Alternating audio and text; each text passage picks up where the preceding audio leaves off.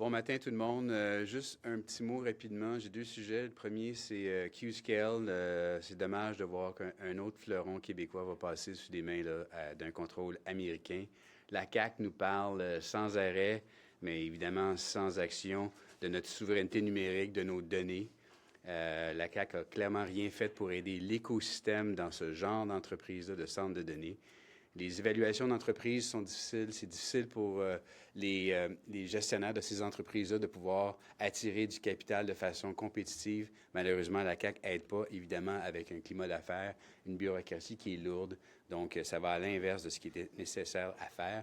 Aussi, dois-je dire que la compagnie a été refusée en termes de blocs d'énergie parce que le gouvernement a gaspillé notre énergie à faire d'autres choses. Et la CAQ veut faire croître l'environnement d'affaires, mais malheureusement, ce qui va arriver, c'est que Qscale va aller croître à l'extérieur du Québec. Il y a un pattern à la CAQ là, de cacher la vérité. Puis malheureusement, on va avoir deux exemples ici ce matin. Je vais vous parler encore une fois de Nemaska Lithium. Nous, ce qu'on veut, c'est de la transparence. La lecture de la situation, c'est que la CAQ veut absolument cacher ses mauvaises décisions. Quand on nous a dit en crédit cette semaine qu'on veut repartir ce projet-là sur des nouvelles bases, ça veut dire quoi sur le 1,2 milliard? Il est-tu déjà parti, lui, cet argent-là? La Caisse nous a dit, là, noir sur blanc. On a décidé de pas y aller de l'avant avec cet investissement-là en 2025. C'était pas un bon investissement à l'époque pour les raisons suivantes. Un risque élevé, possibilité importante de dépassement de coûts. Donc, pas un bon investissement avant, pas un bon investissement maintenant. La Caisse a dit non. Christine Fréchette a dit oui.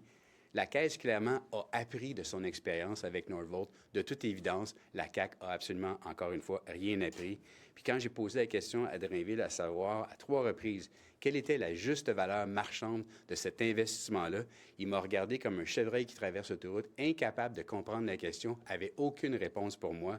Honnêtement, là, je trouve ça vraiment pathétique d'avoir ce genre de ministre de l'Économie-là qui ne comprend pas des termes aussi simples que simple, juste valeur marchande. Les Québécois méritent de la transparence. On a déposé hier une motion justement pour avoir tous les avis, tous les rapports d'experts sur l'investissement dans Nemaska Lithium. La CAQ a refusé notre motion. Je dois vous rappeler aussi que la vérificatrice générale fait une enquête actuellement sur la filière batterie et on doit obtenir un rapport avant la fin de la session parlementaire. Bien hâte de voir ça. Nous, ce qu'on veut, c'est tous les documents. On veut avoir aussi la juste valeur marchande de cette entreprise-là. C'est l'argent des Québécois. Le gouvernement du Québec doit agir et nous donner minimalement cette transparence-là. On a un autre, évidemment, exemple frappant là, de la mauvaise gestion caquiste, et je vais vous laisser, Michel, parler de la transparence dans un autre dossier extrêmement important. Bonjour. Mais très rapidement, la CAQ nous place dans un cul-de-sac avec le dossier, je dirais même le fiasco CIFA.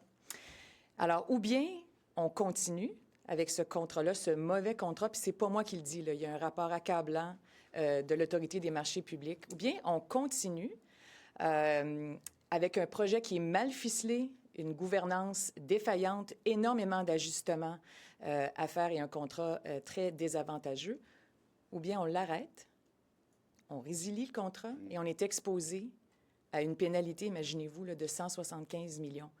Et ça, c'est la CAQ. Alors qu'ils arrêtent de nous dire qu'on est contre la modernisation. Bien sûr qu'on n'est pas contre la modernisation. Il faut que le réseau de la santé se modernise. Mais là, la CAQ doit arrêter de confondre modernisation et improvisation. Là, avec la CAQ, on ne réussira pas la transition numérique en santé. CIFA, c'est un désastre, puis c'est le fiasco, un autre fiasco de la CAQ. Ils doivent arrêter ça parce que c'est de l'argent durement gagné des Québécois qui est lancé par les fenêtres.